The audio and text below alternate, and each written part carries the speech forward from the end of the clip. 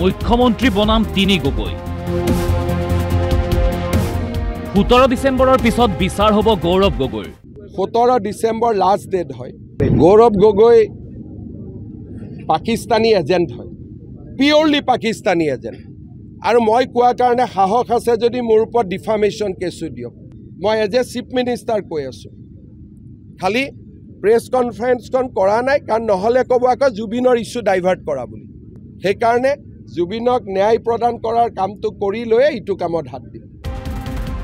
10 সেপ্টেম্বৰৰ দিনটোত ফ্লপ হৈছে মুখ্যমন্ত্ৰী হেৰুৱাইছে নিজৰ বিশ্বাসযোগ্যতা এই বছৰৰ আৰম্ভণিৰ পৰা মুখ্যমন্ত্ৰী হিমন্ত বিশ্ব শৰ্মা ডাঙৰীয়া অসমৰ জনসাধাৰণক এটা ভুৱা কাহিনী শুনাই আছিল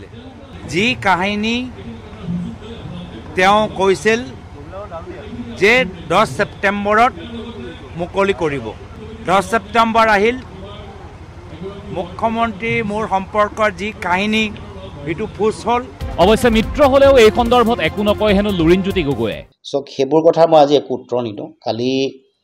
এবোৰ তেওঁ বহুত দিনৰ পৰা কৈ আহিছে 10 সেপ্টেম্বৰটো পাৰে হল তাৰ পিছত কি হল কি নাই আপোনালোকে দেখিছে অৱশ্যে জুবিন গাৰ্গৰ মৃত্যু ৰহস্য উদ্ঘাটনৰ বাবে মুখ্যমন্ত্ৰীয়ে গঠন কৰি দিয়া এছআইটিক লৈ সন্দেহ আছে লুৰিণজ্যোতি গগৈৰ লুৰিণ গগৈৰ প্ৰশ্ন তদন্তত কি পালে সেই কথা মুখ্যমন্ত্ৰীয়ে কেনেকৈ জানিলে আৰম্ভণিৰ পৰা মুখ্যমন্ত্ৰীয়ে হত্যা কৰা বুলি এবাৰ লাইভত ক'লে যোৱা কালিও দৃঢ়তাৰে কৈছে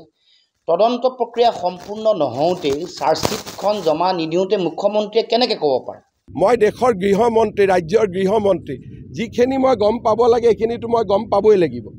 গৌৰৱ গগৈৰ মতেও এছআইটি মানে তথ্য লুকুৱা দল এছআইটি মানে তথ্য লুকুৱা এছআইটি মানে বিভ্ৰান্তি সৃষ্টি কৰা মোৰ এছআইটি সম্পৰ্কতে বিভ্ৰান্তি আৰু মই আজি আপোনাক কৈ দিছো জুবিন গাৰ্গৰ এছআইটি ক্ষেত্ৰটো বিভ্ৰান্তি ৰৈৰে বিনালে ছবিখন চোৱাক লৈও আৰম্ভ হৈছে এতিয়া বাক যুদ্ধ গৌৰৱ গগৈৰ মতে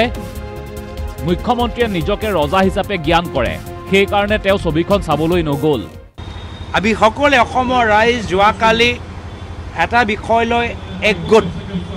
যে ৰৈ বিনালে সিনেমাখন চাই আমি জুবিন দাক আকৌ এবাৰ চুবলে চাবলে শুনিবলে আমাৰ মন কৰিছে মুখ্যমন্ত্ৰী নগল আপুনি ৰাইজৰ এজন সেৱক ৰাইজৰ ৰজা নহয় ইয়াতে আপোনাৰ ভুল হৈছে গৌৰৱ গগৈৰ এই মন্তব্যৰ উত্তৰ দি মুখ্যমন্ত্ৰীয়ে ক'লে প্ৰজা আগত ৰজা পিছত প্ৰজাক ৰৈ বিনালে চাই ল'বলৈ দিছে তেওঁ হেনো পিছত চাব সদায় মনত ৰাখিব জুবিন ৰাইজৰ সম্পত্তি আছিল ৰজাৰ সম্পত্তি নাছিল গতিকে ৰজা পিছত থাকিব ৰাইজ আগত থাকিব ৰাইজে প্ৰথম চাব লাষ্টত মই চাম মুখ্যমন্ত্ৰীয়ে এদিন পূৰ্বে বিৰোধী নেতাক জুবিনৰ ডুপ্লিকেট অনুৰাগী বুলি মন্তব্য দিছিল এই মন্তব্যৰ ঘূৰ বিৰোধিতা কৰিলে গৌৰৱ দুৰিনে এই যে ন্যায় পাৰ্টি এটা আছে অৰিজিনেল খেনি বেলেগ প্ৰকৃত অনুৰাগী খেনি বেলেগ যিখিনি ডুপ্লিকেট ন্যায় party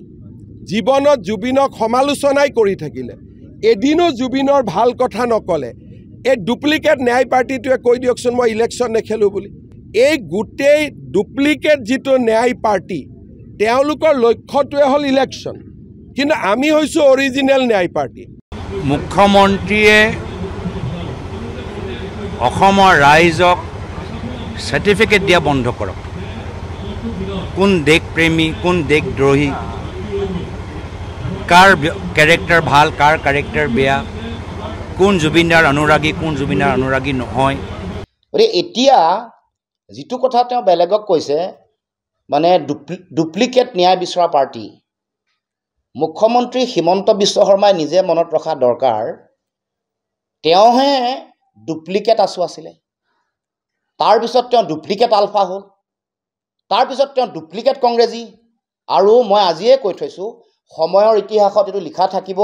Himanta Biswa Sarma duplicate BJP হিচাপে প্ৰতিষ্ঠিত হ'ব ৰাজধৰ্ম পালনত বাক সংযম আৰু গাম্ভীৰ্যতাৰ প্ৰয়োজন আনহাতে বিৰোধী শিবিৰৰ বাবেও অধ্যয়নৰ প্ৰয়োজন দুৰ্ভাগ্যবশতঃ এই দুয়োটাৰে পৰা বঞ্চিত আপুনি মই আমি ব্যুৰ ৰিপৰ্ট DY365